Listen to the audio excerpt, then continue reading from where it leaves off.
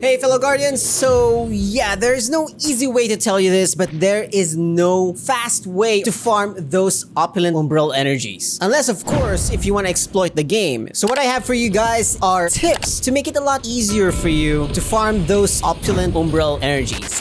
Tip number 1, the best way of course to farm your Opulent Umbral Energy is to just do the Nightmare Containment. Although of course this is not the only way you can actually farm these Umbral Energies. But if you do Nightmare Containments, they give you 7 Umbral Energies as opposed to the 5 Umbral Energies if you do the Sever weekly or if you just open chest, which is purely chance.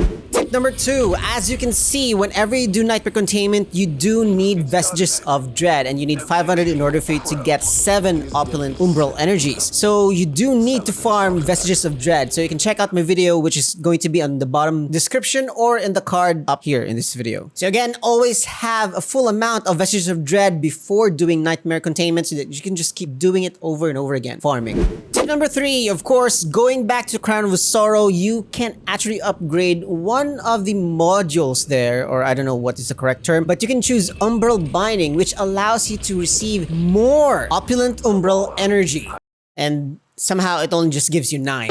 So, tip number 4, since you are doing Nightmare Containments again and again, you will most likely be receiving a Bound Presence. So if you don't know yet, Bound Presence are used in the Sever weekly chest so that you will gain more items and Opulent Energy. But that will just be like 5 Opulent Energy for each Bound Presence.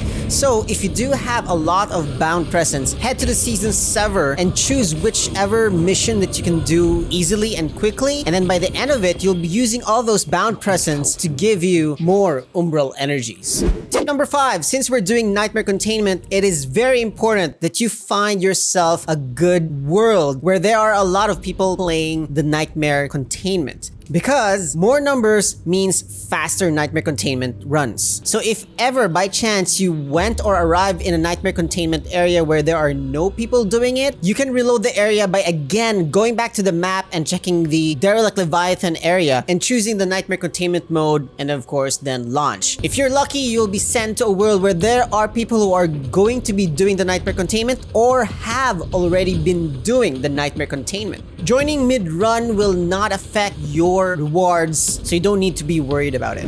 Last tip is still pretty much like going back to what I have mentioned before. More people means faster Nightmare Containment run. Now this one, I'm very lucky to be able to join like 5 other people who really know what they're doing when it comes to Nightmare Containment. We were able to finish this run in less than 10 minutes. So with that said, better check out this video over here to know the ins and outs of doing the Nightmare Containment. You can also share it to your fire team so that when you do guys come to Nightmare Containment, you know what you should be doing, what you will be doing, and where to go next.